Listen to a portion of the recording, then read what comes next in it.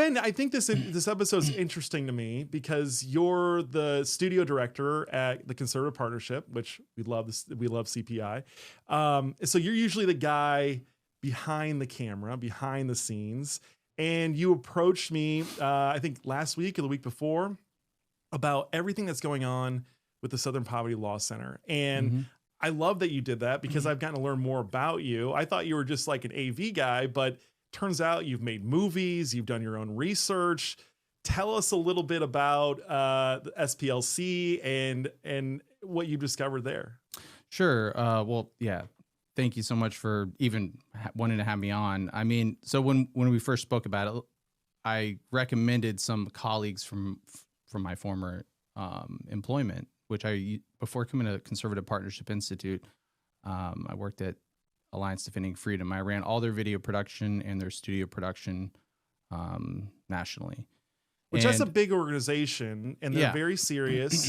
You have to do a really good job to work there. I mean, it's like the top floor of the conservative movement, I would argue. Yeah, I mean, I've had several projects just scrutinized beyond belief. It happens when you're working with lawyers. They're going to be So now I always put my lawyer hat on, and it's made me a better person, though. I mean, iron sharpens iron, and when you work with people who have a high standard of excellence, I mean, there's a reason why they just won their, I believe, 18th Supreme Court case, and I worked on that case. It's such a cool moment. I got to meet so many incredible people. Probably the one that I'm most proud of is I got to work on the national campaign to defund Planned Parenthood. I love that. And that was so cool. Yes. Like, I know that there's angels in heaven who are just throwing a party right now. They're just clapping right now because of that. Well, it's turned out that Planned Parenthood isn't actually about helping people plan their parenting. It's about preventing parenthood. Well, can I give you one quick stat on that? Please. That I learned during the campaign. Before working on that campaign, I did not know what the word fungible meant. So I learned a lot by hanging out with attorneys. Yes. But for every one, so Planned Parenthood is supposed to be holistic care. That's what they claim, right? Mammograms, birth control, all that. And adoptions. Well, for every one adoption that they do, I believe the stat is 226 abortions. So, I think that those figures like that are the very reason why they got defunded. And I would probably imagine that even that one adoption that they're claiming in those situations probably was fungible, and they're probably exaggerating that. Or maybe it was to two gay guys. I don't know. Through an IVF clinic and a surrogate mother and all that. Allegedly, right? That's what we have to say. Well, you introduced this term to me that I really haven't heard of before, because in the light of the SPLC case, they've got offshore bank accounts with hundreds of millions of dollars in them. You think money laundering when you have a nonprofit that is involved with overseas accounts. But you brought up an idea called idea laundering, and I don't want to butcher it, but I was fascinated by it. Tell the audience what idea laundering is. Sure. I've got some notes here in case I don't remember anything. I want to preface everything that we're going to talk about here that this is all allegedly. I don't want to get sued by, I don't know, the SPLC or the lawyers on the left. You dealt with them on the right. Right. So I'll say this. Idea laundering is exactly like money laundering, where basically you take an idea, you somehow it's a dirty idea, you get it through, in this case, we're going to talk a lot about like peer-reviewed medical journals, things like that. Or in the SPLC case, basically what they did is they, to talk about their indictments, they have 11 counts of fraud, false statements, and conspiracy to commit money laundering. And the worst one to me that stood out is they directly funded people who were organizers or leaders in the Unite to Right incident that happened in Charlottesville, Virginia. So they basically fund people who are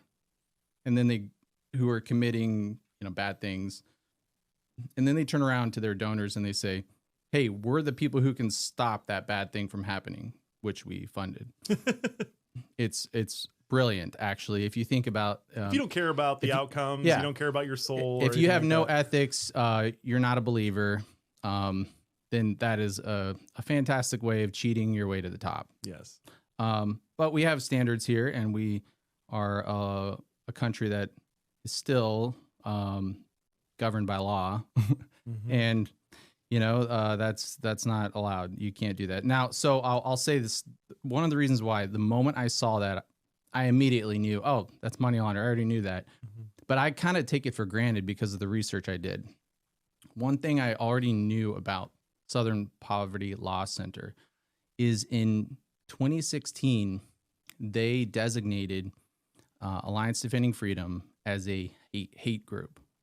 Now, the Biden administration used that information through the FBI to basically, I want to get this right, to basically the FBI used that in a domestic extremism analysis. And basically, What year was that starting? That was, well, during the Biden administration, so sometime between 2020 and 2024. I don't know exactly which year that was. But I think I was more asking, the FBI started relying on the Southern Poverty Law Center's extremism index. They started doing that in 2007. That was all the way back to 2007. That's interesting, but go on. Yeah.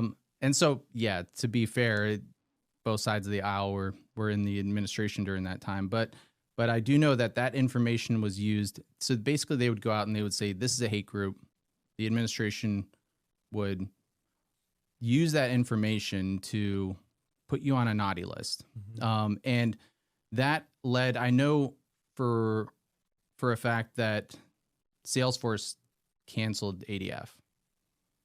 ADF, thankfully, they're a group of very powerful attorneys who are very well educated, and they know, how to fight back.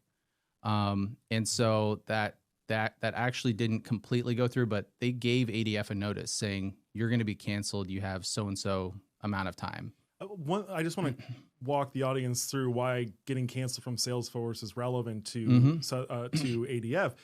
So every nonprofit uses back-end databases to track their donors and their supporters. It's how we track all the contacts. It's how we get money in the door to fund all of our work. And so for Salesforce to all of a sudden tell the largest legal defense firm in the country on the conservative movement that they're no longer allowed to use their services, it's devastating. Absolutely. It was I was working there right when this happened. It was pretty scary time at ADF, but they're a Christian organization, so we put our faith in God, and we also combined that with hard work, and we fought back and pushed back on that, and it never went through. But I do know another instance where there was an organization that Bank of America did debank. And a lot of this information is used to, this is where the idea laundering comes in.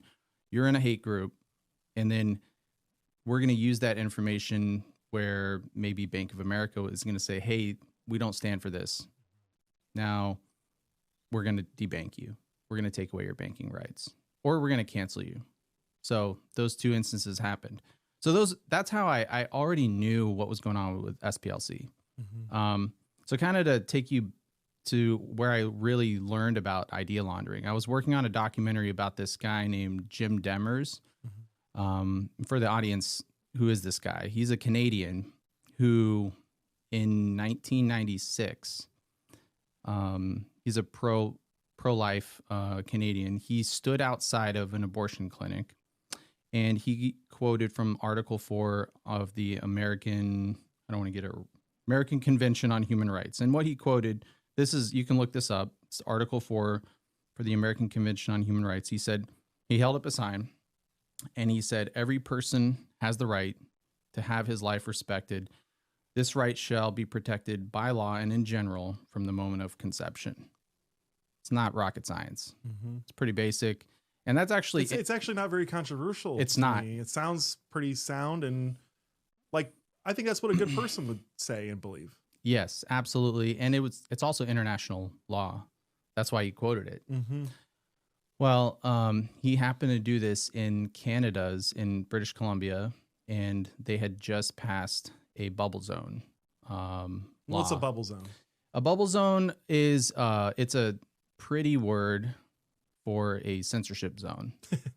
Yeah, It that's is. about right. That tracks for who we're up against. So this is what the left will do is that, and honestly, they've been really good at this for a long time, where they will take something that's actually really bad and they'll make it sound pretty, like bubble zone. Yeah. That doesn't sound too bad. It's very bubbly, but it's a censorship zone, meaning if you're standing in that. So for this case, I think it was 50 meters. You could not be within 50 meters of an abortion clinic, and you could not oppose abortion.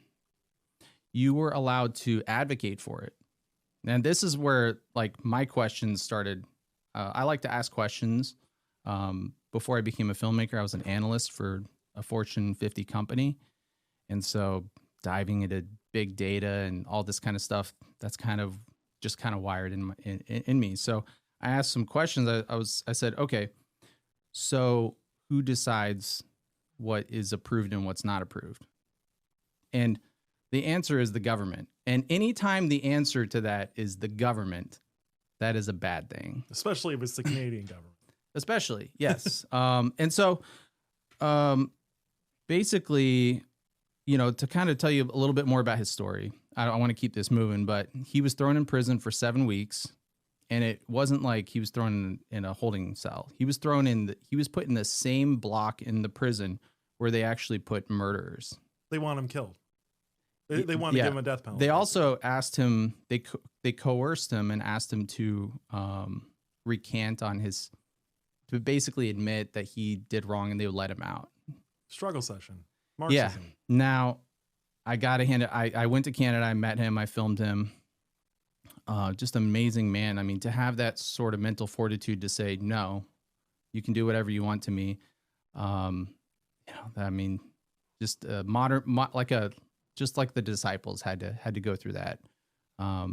So he ended up taking his case to the International American Commission on Human Rights, the Inter-American Commission on Human Rights, which is part of the OAS, the Organization of American States. Mm-hmm. They're basically like the UN, but for the Americas. Mm-hmm. So they basically will look at international cases, and outside of the U.S., these organizations have a lot of power to look at people's cases and try to rule on them, and that's where international law will step in. And so basically his case started in 2006. It's been 20 years, and they haven't done anything to it. They've sat on it. They even tried to close the case several times and not even rule on it. And I'll explain to you in a little bit why. Can we go back to something real quick? Sure. First of all, I just had to say, labeling ADF as a hate group is very telling to me, because I still know Alan Sears. I know Kristen Wagoner. These are like really good people. And even if I found something I disagreed with them on, I would still know for sure that they're good Americans. I want more people like them in our country. I know that they don't have a hateful bone in their body. So period, it's a great organization, and to put them on that type of list is crazy. But the thing I think that you said earlier that was most upsetting is that under a Bush administration, under a Republican administration, a conservative administration in 2007, they started relying on the Southern Poverty Law Center's data. I'm just wondering, because you know SPLC, were they a different style of organization? Were they more balls and strikes? The ACLU at least appeared in the 80s and 70s and 60s to be, nonpartisan, just calling balls and strikes. I'm just wondering why the Bush administration would use SPLC data on who to go after domestically here. I have to be honest with you. I don't know. I might have that in some notes here, but I don't know the answer to that. It's just crazy to me, and it's I mean, more enraging than anything. They were not on my radar before I did this doc and before I worked at ADF. But when I found out that basically, not officially, well, I'll say this. There is a documented case where an SPLC, someone in their leadership met with someone at the White House. Mm-hmm. We don't know what was said there. But I think you can infer that potentially targets were discussed, Yeah, allegedly. I'm sure. So Okay. So Jim Demers gets sentenced to, you said 7 weeks in prison. He's put alongside murderers, which obviously there's an intent there to put a peaceful guy who's not a threat to society in jail. And then he's had his case held up since 2006. yeah, years? and this kind of gets into the ID laundering component of it. I wanted to say one more thing about this though. The censorship, we have to be really careful about this. It starts really small and then it grows. Mm-hmm. So BC, British Columbia, was the first province to do that. And then it grew. And now it's grown across the pond as well. So I'll give you two examples. There is a Finnish parliament member named Päivi Räsänen. She's been in parliament since the 90s. She was even their foreign minister, which I think is top 2 or 3 in the pecking order. Mm-hmm. So this person's really up there. This person in 2000, somewhere in the 2000s, I don't remember the exact date, she wrote a pamphlet just basically talking about biblical marriage and where the Bible stands on that. Mm-hmm. And my understanding is no one really knew about it. It wasn't on anyone's radar. This is pre-internet, Mm-hmm. basically. Well, in 2019, there was a pride parade that was being sponsored. I forget who sponsored it. It might have been the local government. Mm-hmm. But she basically wrote it, tweeted out just a Bible verse saying that, well, the Bible verse spoke for itself, but basically that this is not a biblical stance. Mm-hmm. From that, she was charged with hate crime. And this... For just saying marriage is between a man and a woman. Yes. And she is high on the pecking order within the government there. Mm-hmm.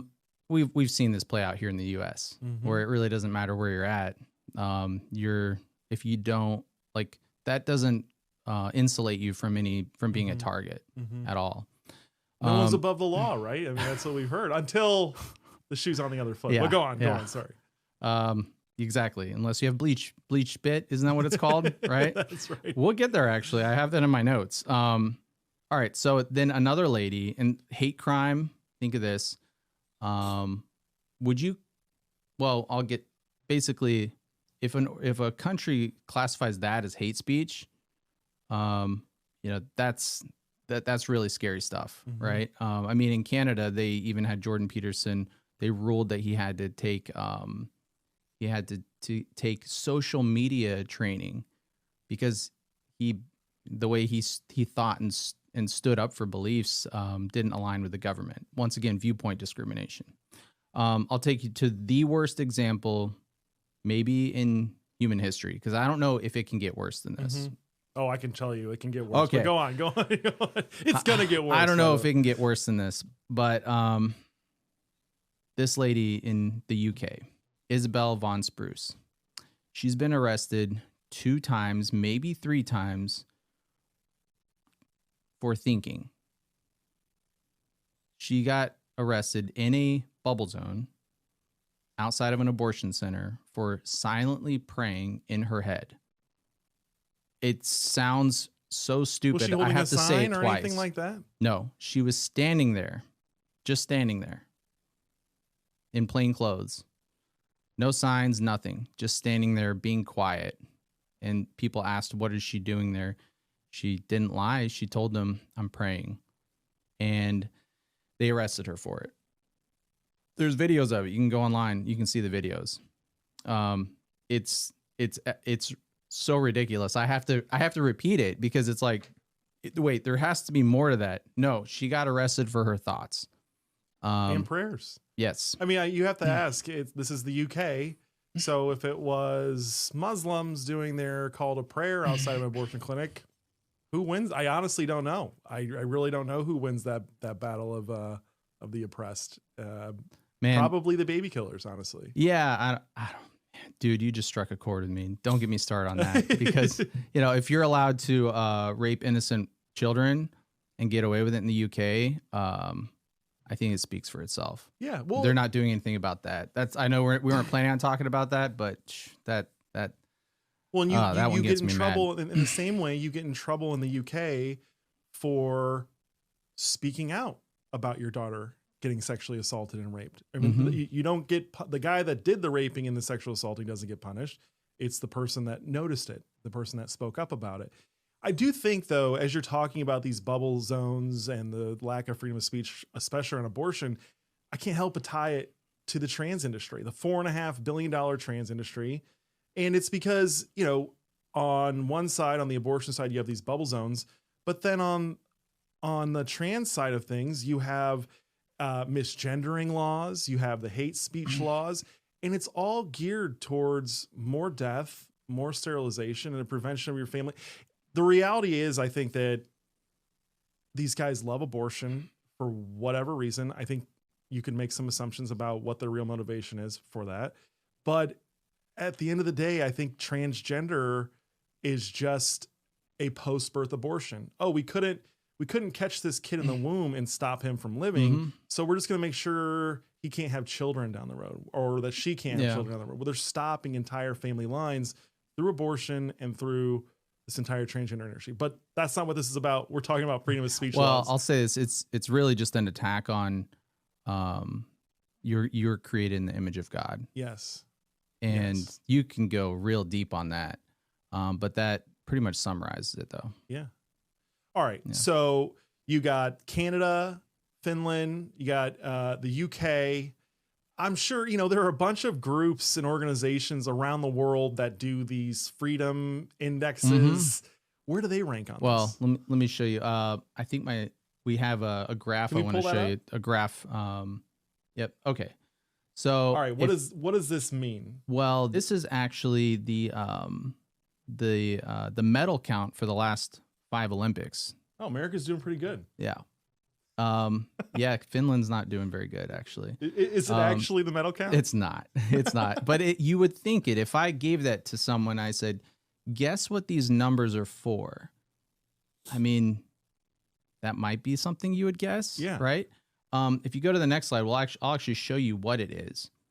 So I don't remember how I stumbled upon this, but while I was doing my research for the documentary, I found out that Canada is ranked above the United States in terms of freedom. Wow. Let's just let that one sink in there for a little bit, where they're arresting people for just holding a sign. Well, they also peaceful. Take children away from their parents if they don't agree with giving them sex change procedures or drugs. Yes. They have a medical assistance in dying program where they'll help kill you if your medical bills become too much. And then we have Finland, who is arresting people for tweeting out a Bible verse. That's controversial. And they're, when you average these out, these are 5 of some of the top indexes out there. And I just saw one and I questioned it. So once again, I see a thread and I pull it. It's weird. And, okay, well, and then I noticed the trend. So, okay, well, let me document this. And then I created, an Excel spreadsheet, and I'll show you a couple other things here in a moment. But then the UK, which, they're not as high up there, but they're still ahead of the US. They're arresting people for their thoughts. Let's be serious about this. We have the First Amendment, and that's coming under attack pretty heavily right now.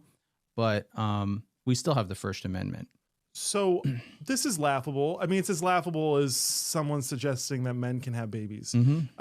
So what's the intent of it? Because I imagine a lot of people will get fooled by this, particularly legislators. You hear these congressional hearings, you hear people from the House floor give speeches, the Senate floor. They cite indexes, whatever the word is. They cite organizations like this as credibility. Yeah. Why are they lying? Like, what is the purpose of this? Well, this is where idea laundering comes in. And this is part of me just pulling that thread of saying, okay, well, as I'm reading through it, and these things are long, they're 100 pages long. Well, let's go to the source and let's find out where are they sourcing this data from. Mm-hmm. And as I started to look into that, so I find out, well, here's the source, and I'd go to the source, and then I would find out who's funding the source. And it's hard to determine exactly how much money, but with several of these sources, they're being funded by Open Society Foundation. And which is George Soros. Yes, George Soros, and then in this instance, I was just looking into this for Canada for this documentary. So I found a lot of these indexes, the sources were funded by the Canadian government themselves. How do they disclose how much these types of studies and there's a cost? couple reports that say, but I don't want to quote numbers because it's easy to misconstrue that. But it potentially is in the millions. So it's not like, chump change. It's quite a bit, enough to start your own Leering Center. But $19 billion worth, by the way. Yeah. So that was pretty stark. And actually I have some graphs just showing some of these. So if you look at the top, there's World Population Review. Mm-hmm. Go to the next slide. So that's them, and that's the name of their report, the Countries with Freedom of Speech 2024. Now, it's crazy because they have a source that uses another source, and then that source eventually uses Freedom House as their source. Well, Freedom House is funded by OSF, Open Society Foundation in Canada. Go to the next one. Same thing here. The Freedom of Expression Index. Once again, I told you, this is like it's all just euphemisms. Oh, it is brilliant. The worlds though. mean exactly the opposite. We need to take a lesson. They know how to market themselves. Yeah. And as someone who's owned businesses before, and I respect it. Yeah, I do. I respect the game. I will say though, Ben, that we could try to do this, but what has happened, I think, over the last century is the left has taken over all of the major institutions, the news media, the academia, the universities, all of that. And so they have this built-in bubble of their own that is there to promote whatever their institutions and entities come up with. And so we can try and play this game, but one, I don't think God likes when people get fooled. This is like to fool people into supporting a political ideology or a political position is purely satanic. Yeah. I mean, I'm not saying I respect it because I admire it, but it's effective. It works. Yeah. All right. So they're getting money from the Open Society and Canada. Yeah. Next one, you can see, well, the one who creates the, who funded the one who Article 19, they came out with Global Expression Report. And then, so not only is the person who they're quoting as their source was funded by these people, but so was the organization that created the report to start with. That's a bad one. Next one, same thing. Next one, this one's a little bit of a spider web, but this is called Wise Voter.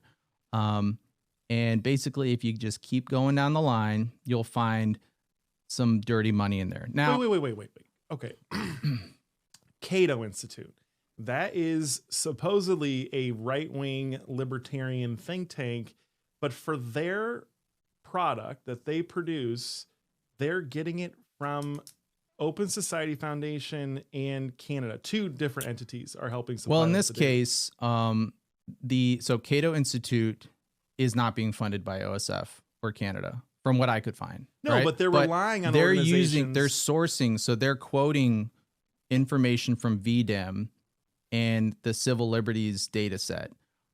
Now, Civil Liberties data set is they're getting their information from Freedom House. So at the end of the day, the data is coming from organizations that are funded by OSF in Canada. Now, this is where it gets really dangerous, because this is the idea laundering component of it, where you look at the data, and this is why people really need to be educated on this. And the most important skill, especially in the world of AI, as we're moving forward, I would encourage everyone, especially if you have kids, the number one skill everyone's going to have in the future is critical thinking. Mm-hmm. If you do not have critical thinking, you're just going to basically become like a robot who's going to just do whatever the committee of AI tells you what to do.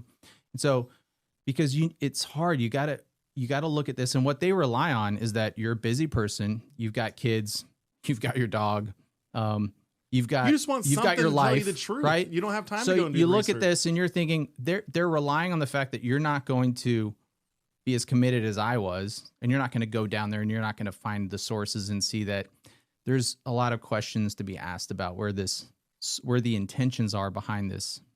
So you'll read that and you'll accept it as truth.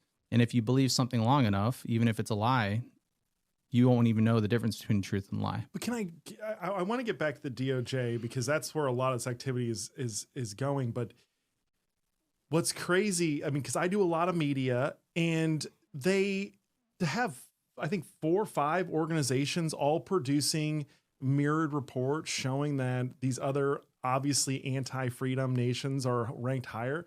It's super tough to argue against a television show host or a podcast host when they're citing not 1, not 2, not 3, but 5 sources that are all saying America is actually way down the list. It's an incredibly corrupt practice, and I can't believe we allow it to happen. Yeah, it's hard to know all that, right? And man, it's so tough. This is why, if you're someone, so one resource I would recommend people look into, and I didn't even put this in my notes, but I know about it. Jeremy Tedesco, who is he's an executive at Alliance Defending Freedom, they decided they want to combat this. So they actually came out with something called the Viewpoint Diversity Index. It's another index, but this one is, they actually go and they trust and verify a lot of this information, but they will also rank organizations, companies on basically their stance on many issues that are important to conservatives. So one glaring thing that strikes me about all this funding is just how much these governments and these deep state entities are pushing it and funding it. I would be willing to bet that if the deep state, and I count the Open Society Foundation as the deep state, they work hand in hand. It's just like super corrupt. I mean, and we're told there isn't a deep state by organizations and institutions that are the deep state. It's crazy. I have a feeling we're gonna the DOJ under this administration, there's some Easter eggs that are gonna come out before November. But the SPLC indictment is a clear example that they are pushing back on it. That's my hope, at least. I will say there hasn't been a lot of hope, and to see them pushing back on this, and just the fact that they put an indictment out there, that gives me hope. So, okay, there's also this thing that you pointed out with the transgender research, where, obviously the Cass report came out and showed that there was actually no evidence, no credible evidence to suggest that anyone who goes through these procedures, most especially children, have any type of benefit to their lives, whether it's their attitude or their mood or their depression, whatever. There's no benefits. 98% of those reports were low quality. Of all the reports that the Cass reviewed. And why is that? Well, I haven't done a deep dive on that, but I think it's easy to see that, number one, the socialist and the communist movement wants you to, they want to take away who you are as a person. And I think that is an integral part of it. And also, there's one thing I haven't looked into, but I I would be, if I looked into it, I think there would be a lot of strings to pull, is the money that's behind all. Think about it. If you start taking puberty blockers, and then you at 10 or 11 years old, by the way, or 5 if you're in California. Yeah. God forbid the dad who doesn't want their child to be on that, and then they get their rights taken away. But basically, I guess what I'm really getting at is once you go down this path, you're a patient for life. Yes. And there is a lot of money in to be made from that. But I don't even think that's really the end goal. I think it's really just the destruction of who you were created in Christ. I completely agree with that. I do think a lot of what we're suffering from today, all of the funding for abortion and transgender surgeries, I think it's remnants of the 60s and 70s where everyone was freaking out about Paul Ehrlich and the population bomb. They were actually worried that we were going to become overpopulated. Mm-hmm. So they started, China's one-child policy was directly inspired by Paul Ehrlich. Yep. All their coercive sterilization policies, their extra taxes on families, it's all meant to essentially wipe out the human race, I think, if you actually follow it to its logical conclusion, because they all believe that people are population. But that's idea laundering. When only 2% of the reports on transgender outcomes for children are at all reputable, but 98% are trash, that's idea laundering. They're taking an idea that has very little traction, that has no truth to it, and they're just getting their friends in the media to repeat it as if it's fact. Yeah. And then you have this movement that is saying that protect all trans children. Mm-hmm. Who's protecting them? The people that want to mutilate and sterilize them, or the people that want to stop it? I will go down fighting for this statement here. I think what's happening in the transgender movement is on par. It's basically human experimentation. It's on par with, we're going to look back on history and say this was like on the level of what happened with the experiments on humans during the Holocaust. Mm-hmm. And speaking of the Holocaust, if you want to think about idea laundering, that actually was a big component of what the Nazi Party did in order to justify it. Yeah, you referenced the Protocols of the Elders of Zion, which was a fabricated hoax in 1903. What do you know what that was? I don't remember what that was. No, but they just accusing the Jews of a bunch of really terrible stuff, I imagine. Yeah, and then they would push that in schools. Sound familiar? Yes. They would treat it as factual intelligence. And then they would use it to push their agenda. And, it's interesting, a very parallel people. So people during the Holocaust, like your average German, they didn't really know that the Holocaust was going on. Like they kind of knew, hey, our Jewish neighbor is, hiding because they're no longer welcome. But most people didn't really know that the atrocities that were taking place. Most people in the German army didn't even know that. Mm-hmm. And it's funny. It's not funny, but it's just a ironic coincidence, I guess, or not coincidence, but people think that they have that same parallel thinking with transgender and what's happening in schools. Mm-hmm. I can't tell you how many people I've talked to who are smart people, but I know that, and I know this from actually working with people who fight back on this in the school industry or in the school districts, lawyers, that the transgender ideology is being pushed in every single school. Even if you're in Florida, which is maybe like the freest state, people want to brag on Florida right now.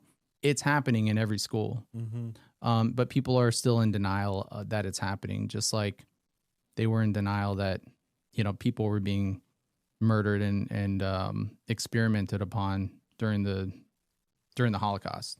Yeah, if there's one thing that's true about us as a species, as humans, it's that we don't really like to deal with bad news. Mm-hmm. We'd rather ignore it a lot of times than admit that our own children are being sucked up by this stuff. Yeah.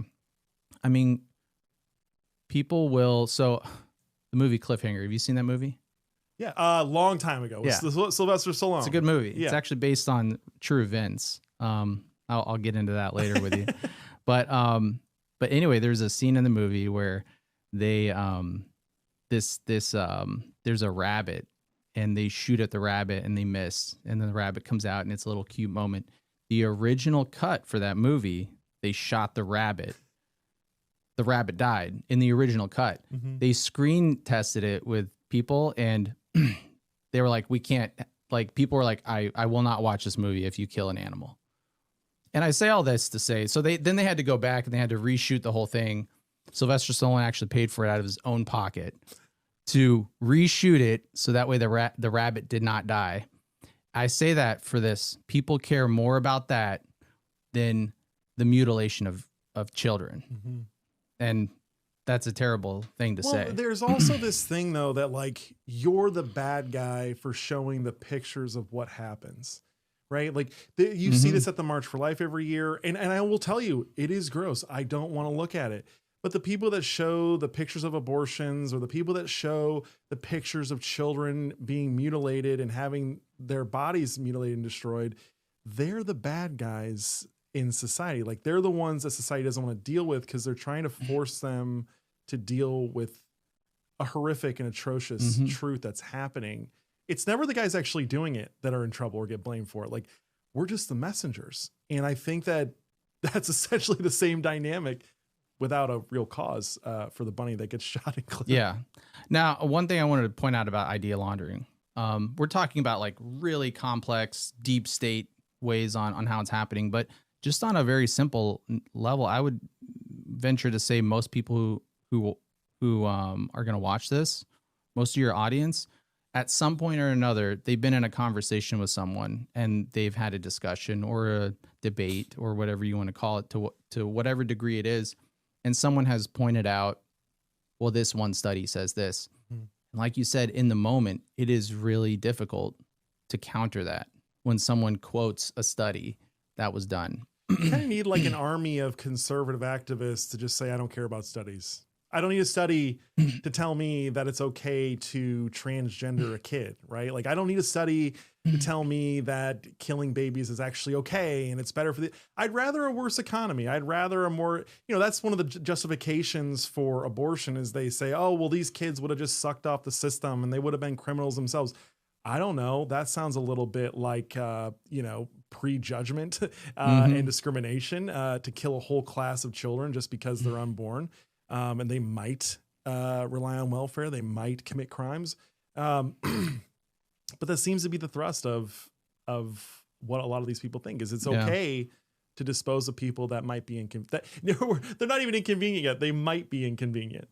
Yeah. I think the worst example of idea laundering, or the best, however you look at it, is Russia collusion.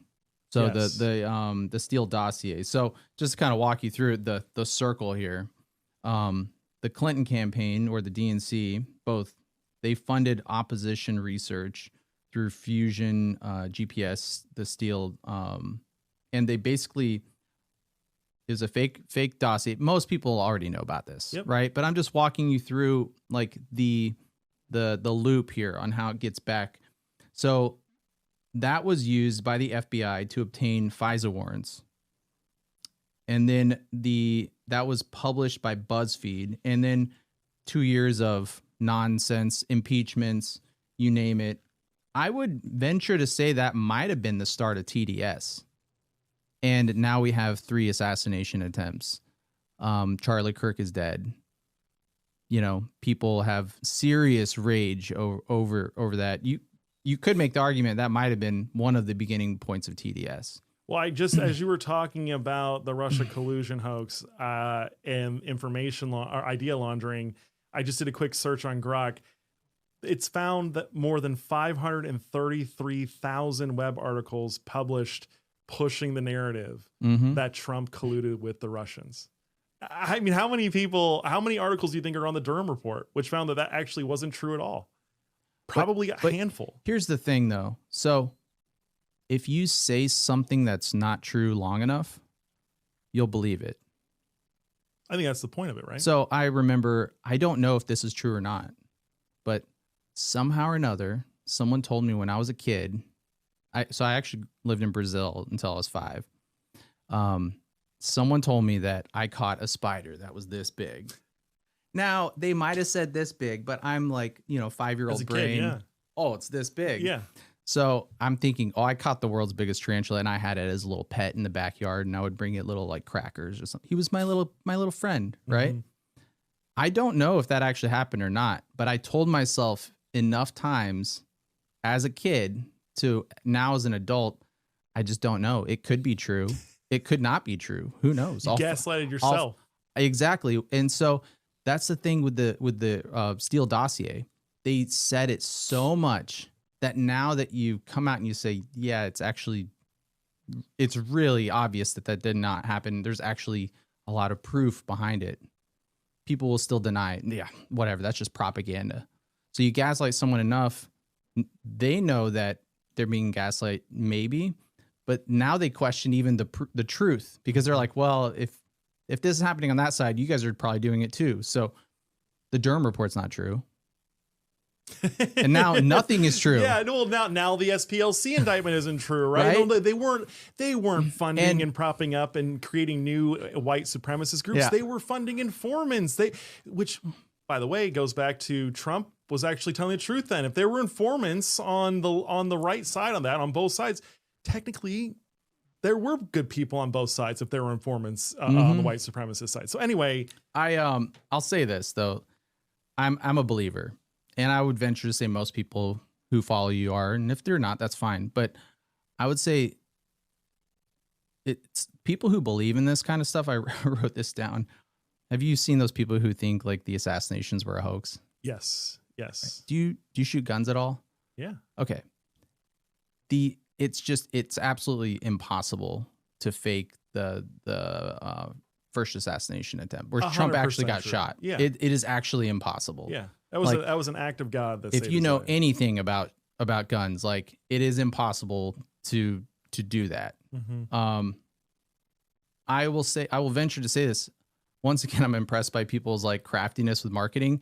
I'm kind of impressed by people who believe their level of faith. Mm-hmm. Like if you believe that, you would be a really good Christian. Like we got to fight for these people, because if you have the level of faith to believe that garbage, like how much easier and joyful will your life be if you just believe that someone who created this whole ball of mud and created you in his image loves you, and he just wants you to have a good life and have some kids. That is so funny how you point that out, that like, a lot of Americans that don't believe in God, they believe in everyone else. They believe in all the major cable news networks. They believe in the local networks. They believe in all these political voices to champion them. They don't question anything they say, but they question everything of the guy that created them.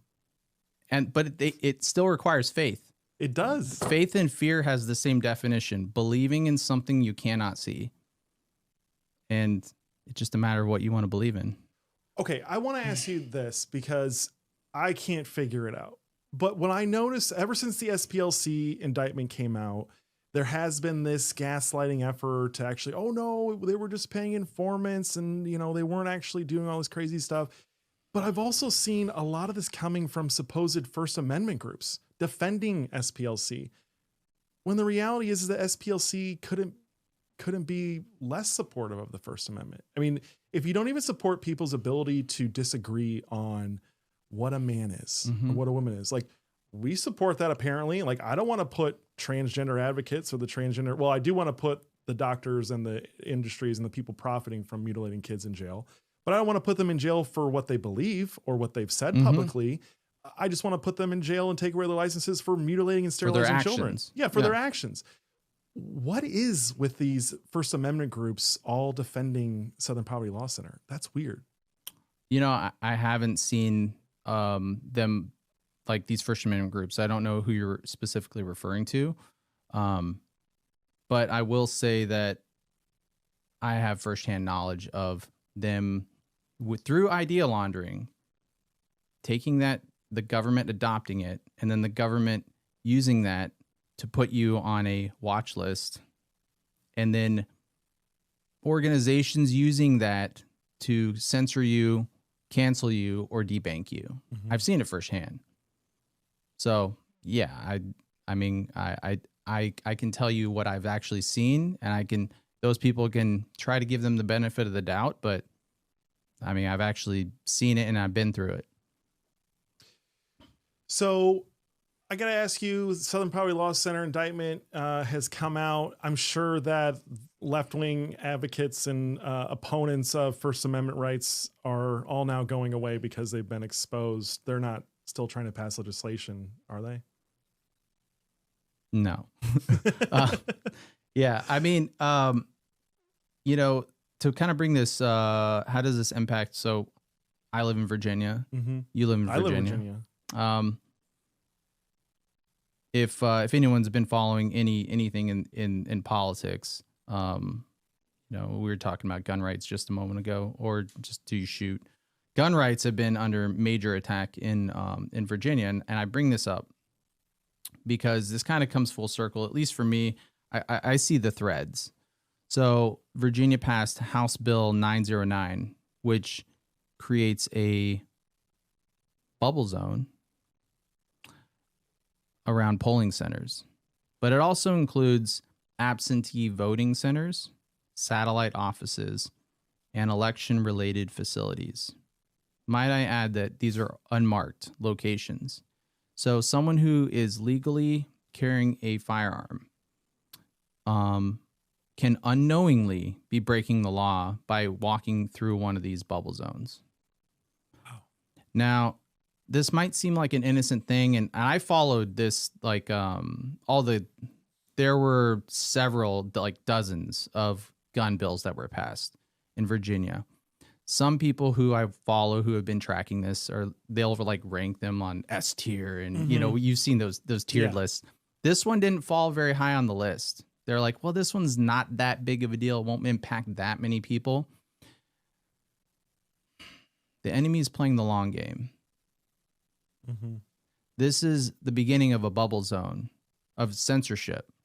And just like then they just have to change what's allowed in the bubble zone or not. Exactly. So you make it a precedent, and then you can use that to justify it for bigger actions. Just like preventing election watchers and people that watch the polls and make sure there aren't any corrupt activities. Yeah.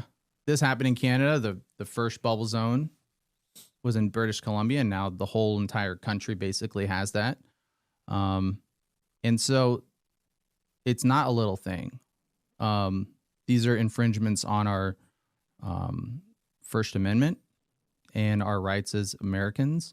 And, you know, we have to be aware of this and just not just let these things go by. You know, all it takes for evil to prevail is for good men and women to just stand by and do nothing.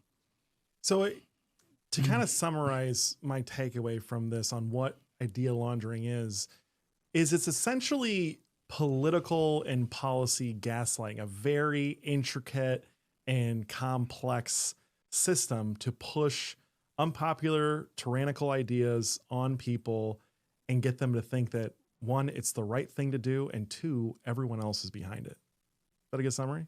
Yeah. The experts have said that this is how it should be. Can I just say the experts have never been worse? I mean, we've had, and when we say experts, we really mean like the elites, the elites in our society. But my goodness, the experts are telling us that men can have babies, that abortion is healthcare, that sterilizing children is good, and that sterilizing children actually saves lives. Mm-hmm. I don't know if it saves the lives of their future children and offspring, but that's interesting. We're told that killing people who are depressed in Canada through medical assistance and dying program, it's called MAID for short, that's good, and that's actually an act of mercy. But these elites and these experts have done nothing but enrich themselves at the cost of us. And meanwhile, you have 40% of Gen Z says they don't want to get married. They don't want to have kids. What the hell is going on? You know, I am an optimist. I really am. And I do think the future looks bright.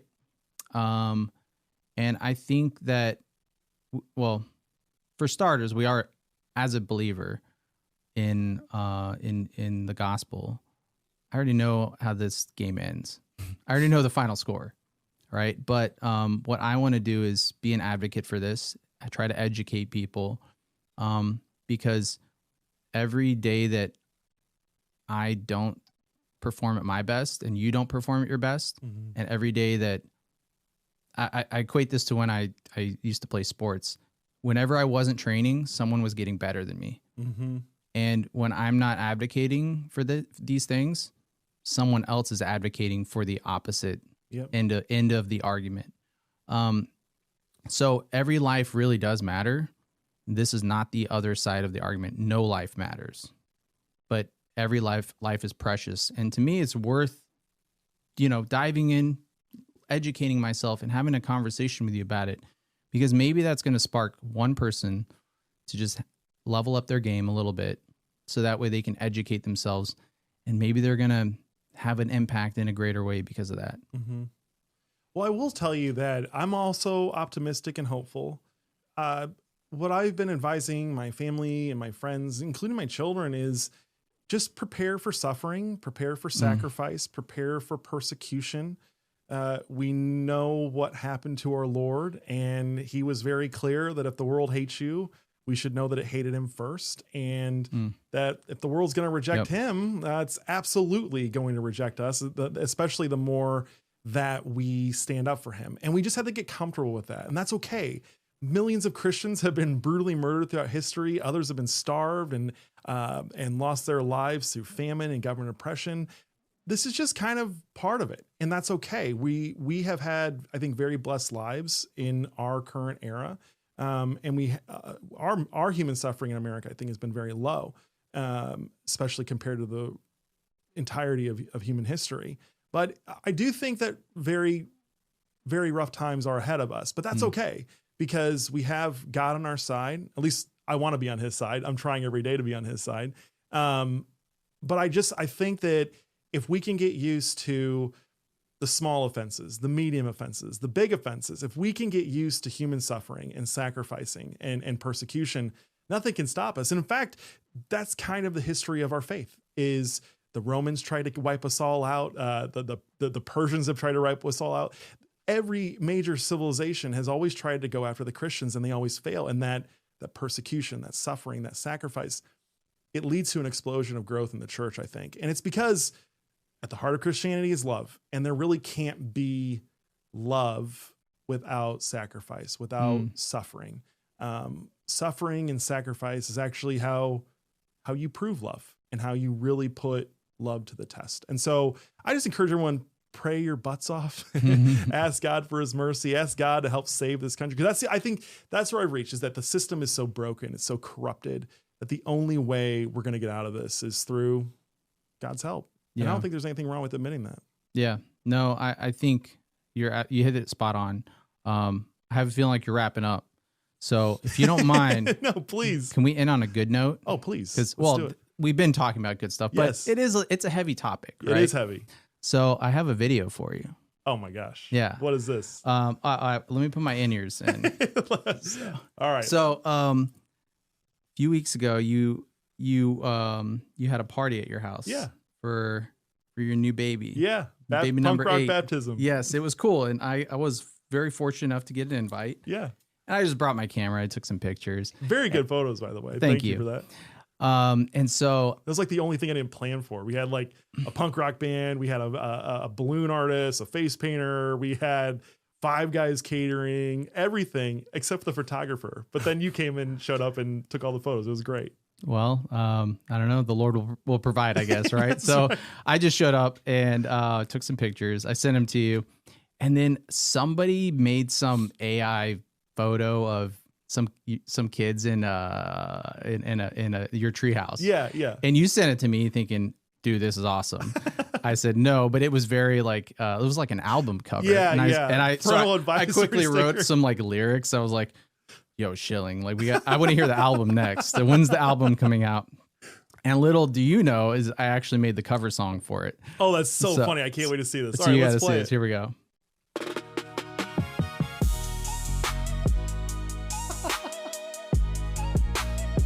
Oh, there's the producer.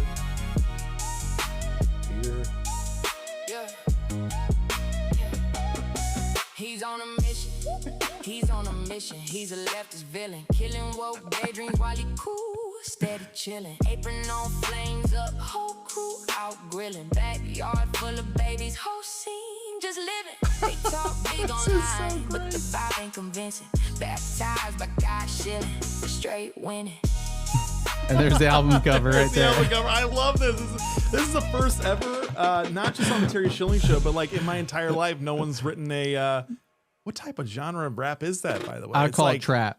That's trap. That's right. Yeah. Where's trap originate from? Is that Houston or is that Atlanta? It's definitely a dirty South thing. Yeah. Yeah, I grew up in Florida. Yeah. So, yeah. It's a dirty South thing. It's probably a Houston thing. Yeah. Yeah. Where they do like scissor. I listened to a lot of hip hop when I was a kid. No, Houston has this crazy. I've spent a lot of time all over Texas, but even including in Houston, and they have like all these major metropolitan cities have underground rap scenes that are just crazy, and they have music you've probably never been exposed to. It's all fun, it's all great, but well, hey, that really means a embodies what your organization is fighting for: just kids, family, America, and just it's really not that complicated. It's not. Yeah. That's how we're going to save this country, is just getting back to the basics. We've complicated things way too much, but no man who has friends is poor, right? That's a quote from It's a Wonderful Life. And I think no man who has a strong family and a wife that loves him and that he loves and children that he's dedicating his life, I don't think anyone can say that that man's impoverished or that man is really suffering from any lack of earthly goods. I think that's a very wealthy man. And, I feel very blessed by God. I'm blessed by tons of friends like you guys. And it was a great time, and I wish more people could have come. Yeah. Well, thank you. Well, thanks so much, Ben. Where can people find you and support CPI? So yeah, CPI, I would say look us up on our website. We try to be low key on purpose. We're focused on supporting other organizations like yourself and others, and just bringing people together. That's one of our biggest things. But we have an amazing studio here. We're building out Patriots Row, which is going to be. I'm very excited for that. I've gotten a tour of some of the facilities. It's great. We just launched a live event space where we can do premium, top tier, turnkey live events. So it's pretty cool. We're in talks with some pretty big, large media companies, and I'll just leave it at that.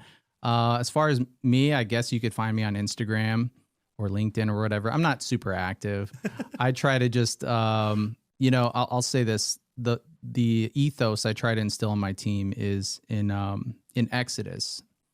The Israelites were fighting the Amalekites, and Moses, in order to win the battle, he had to hold the staff above his head. It's that story.